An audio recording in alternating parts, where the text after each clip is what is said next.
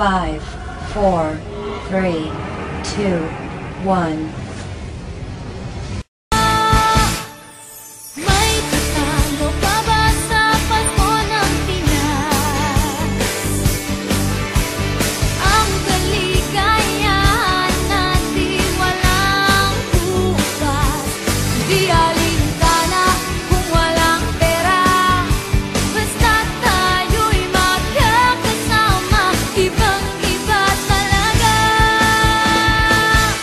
Pasko sa Pinas.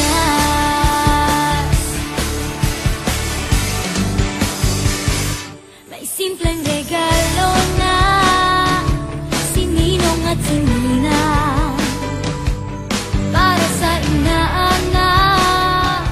Sa isang awit na Pasko, magkayakap ang tinikot sa'yo sa dilim.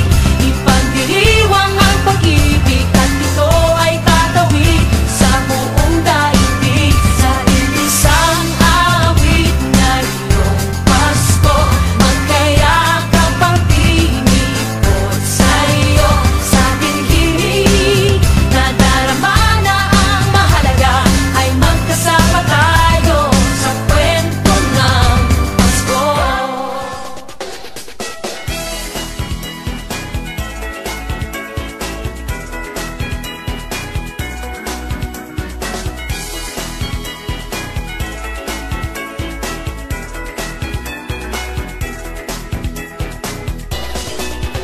Araw-araw ay Pasko, yan ang laging gusto ko.